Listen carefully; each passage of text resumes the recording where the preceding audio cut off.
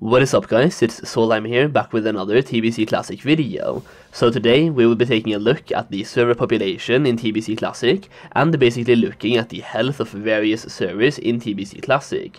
The main goal of this video is to show you the population and activity of various servers of different server types and different service popularities to ultimately help you guys choose which server to play on. This video might be more suitable for those of you returning to TBC Classic and are actively trying to figure out which server you should play on, but I also think it's interesting to just to see how various servers are different from each other, so that is what we are doing today.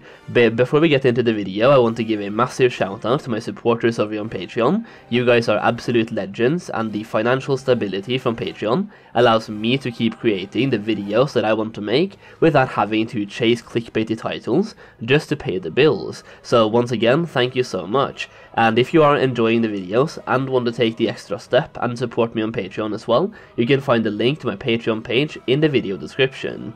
Alright, so in order to discuss the server population and the server activity, we will actually have to look at a couple of different statistics and different types of proof, and the first thing I want to pull up is my trusty Census scans. Census Plus basically allows you to scan the amount of players that are currently online on the server that you are currently playing on, allowing you to see the current online activity of that server. It is a great add-on to see how many players are actively playing the game rather than just seeing how many people are raid logging, and you can even run the add-on yourself to see how many people are playing while you are playing, as there are huge varieties between how many people are currently online at different times of the day.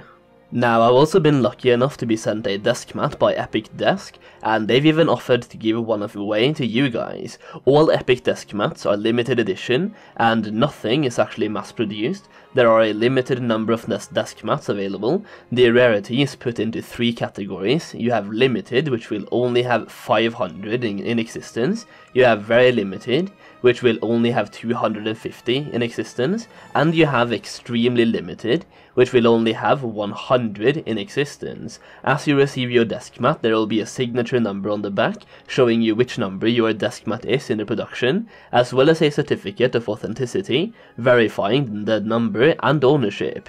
These desk mats are absolutely huge, 930 by 400 millimeters in dimensions to be exact, and they work perfectly as decorations for your PC desk. Much better than other boring desk mats in my opinion anyway. Not only do they look amazing, but they also feel amazing. The surface touch is just the way it should be. It feels smooth but not too smooth, just the perfect amount of smooth if you know what I mean. Basically, it functions as a desk mat. I've been using this desk mat for a couple of days now, and thanks to Epic Desk I have finally found a desk mat that I think is perfect.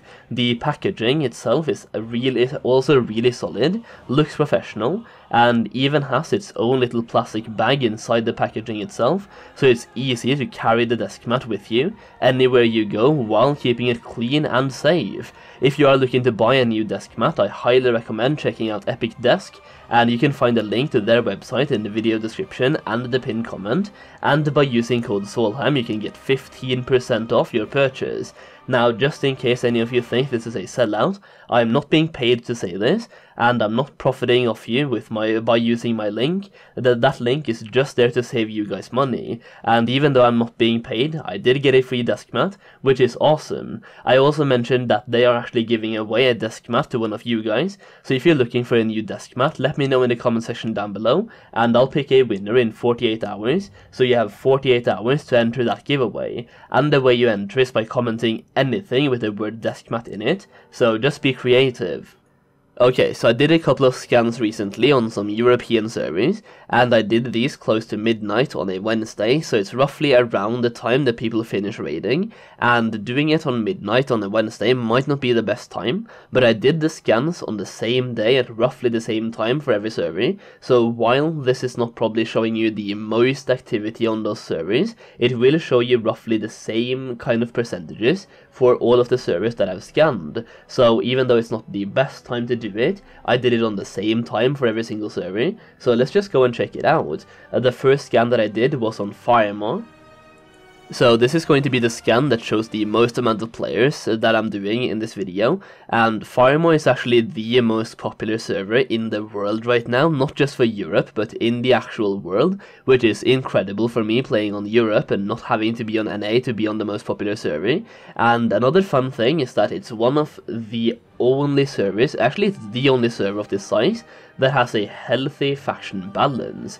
Out of the 4 servers that are like the top 4, this is the only one that has a somewhat healthy faction balance, sitting at 55% Alliance and 45% Horde, while for example Benediction is sitting on 99% Alliance, Fairlina is sitting on 99.7% Horde, and Gehennas is also sitting on 99% Horde. So this is a PvP server, and it's pretty much the only one of a decent popularity that is sitting at a healthy server population or a healthy faction balance, which is incredible. It is one of the most fun servers to play on. There's lots of world PvP going on, and basically all of the activities you can think about that has to do with both the server population and the faction balance. It feels incredible, but that being said, it's also probably the only server that has server queues right now.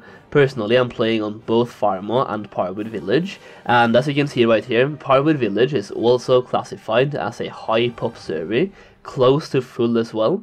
But when you go to, for example, Ironforge.pro, you can see Firemo has 34.8 thousand registered active raiders, while Parwood Village has 9.2k. So Firemo has about 3.5 times as many active raiders, and it also has a lot more just in general active people playing on that server.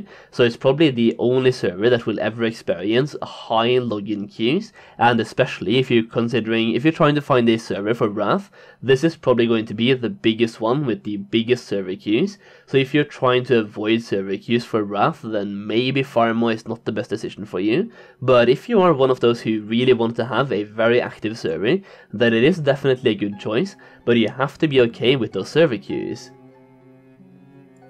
Now before we head on to some other servers where you do other scans as well, in the interest of telling you guys which server you should play on or helping you with the decision, I will tell you that I actually transferred from Firemo to Parwood Village myself for the launch of TBC Classic, with the main purpose of avoiding those login queues for Firemo. So if you are worried about those login queues, then definitely Firemo might not be the choice for you. You will end up sitting in like 4 to 6 hour queues at the launch of a new expansion, and Wrath is probably going to be the most popular Classic Edition, except from actual Classic WoW, but like Wrath was the most popular WoW expansion, and it will definitely be popular for Classic as well. So if you are dreading those server queues, then Firemo might not be the decision for you. And personally, while I loved playing there in Classic WoW, I did transfer away for TBC. Okay, that's pretty much it for Firemo. Let's head on to scan number 2. So scan number 2 was for Parwood Village,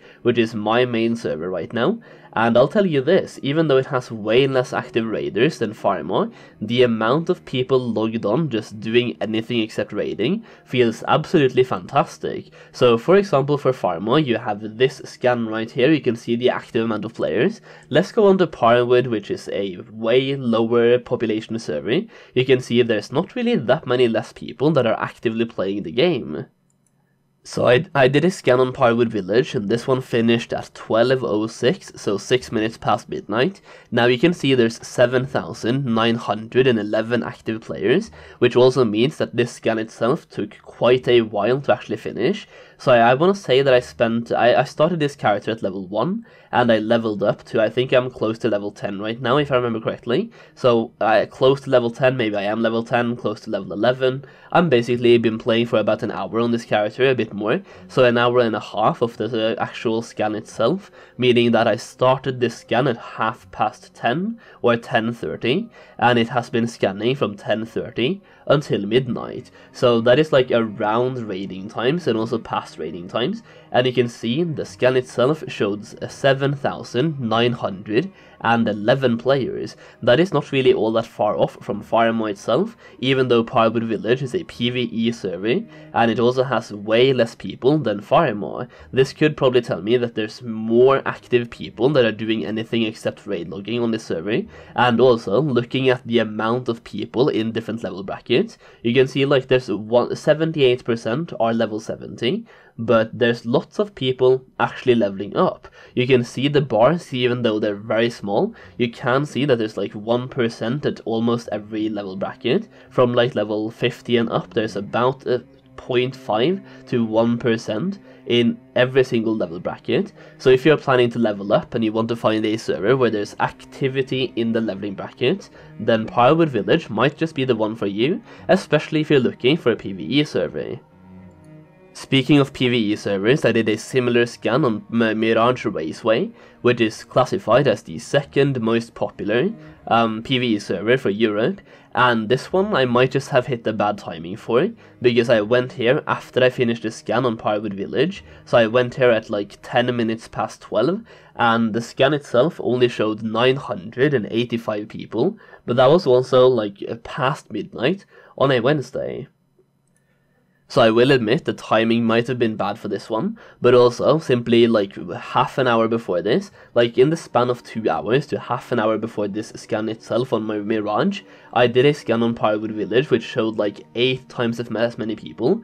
So it seems like there's way more activity going on Pirewood Village than Mirage Raceway. I could be totally wrong for that one, but it also shows like more raiders for Pirewood Village as well. If we just go back to Ironforge.pro, you can see Pirewood has 9.2k, while Mirage has 7.1, so that is like it's not that huge of a gap compared to the scans, but that could also tell me that Pirewood Village has more people actively playing the game outside of just raiding, and Mirage Raceway might have more people that are inside the FA guild and just raid logging. That's just pure speculation though on my part, but yeah, the scan itself showed a huge amount of people for Pirewood Village and not as many for Mirage Raceway. I did one more thing for this one just to compare those two servers. So right here I pulled up the actual looking for group add-on for Mirage, so we can see how many groups are currently looking for people for Mirage, and you can see there's 6 groups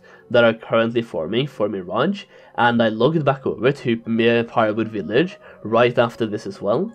So you can see right here I pulled up the Census scan just to show you that I'm currently playing on Pirewood Village right now, and then we click onto the looking for group or looking for group bulletin board add-on. You can also see the time right here, so I logged right on over to Pirewood to see the activity going on over there, and you can see there's way more groups on this server that are currently forming than on Mirage, and this was like 3 minutes after I did a scan on Mirage as well, just to show you another comparison between those two servers.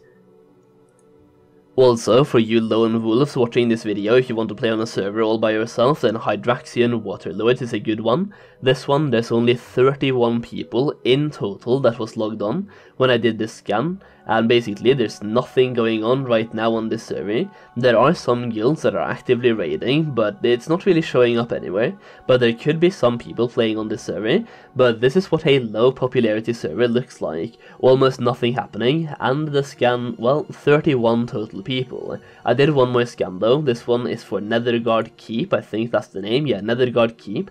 This is a medium server, so 513 people actively online right now, 63% are max level, and the other 40% or 36 point something percent are currently leveling up. So once again, if you are leveling up, then I think PvE servers are a good choice. It seems to be more people that are actively leveling up on PvE servers, and one more thing that I've noticed myself from playing on both Firemo and Pirewood Village, there's way less people selling boosts on PvE servers. I think that is because of the world PvP element, because whenever you're playing on Firemo, like let's say level 60 to 70, there's way more people, at least on Firemo, because it has a healthy faction balance. So whenever you're leveling up an alliance, there's always some level 70 hordes trying to gank you. So the appeal of those leveling boosts is way higher on PvP servers, because there's so many more distractions whenever you're leveling up in the open world.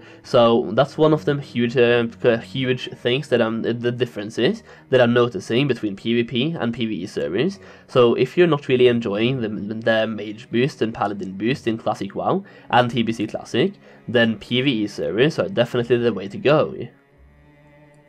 I'm probably just rambling at this point, but I'm really having a lot of fun doing these census scans on TBC Classic and checking out the server popularity on both Classic WoW and TBC Classic, so hopefully you're enjoying it as well, and hopefully this video helped those of you who are returning to TBC right now, or maybe you are just trying out TBC for the first time. Well, hopefully this video helped you choose a server to play on, and let's end this video off by doing something different. Let me know in the comments down below which server you are playing on, so I can see if any of you are playing on my server, if you're playing on Firemaw, or any other server. Let me know in the comment section down below. Leave a like on the video if you liked it, and if you didn't like it, then please still like it, and subscribe for more TBC videos. Yeah, that's pretty much it. Thank you so much for watching, and I'll see you again very soon.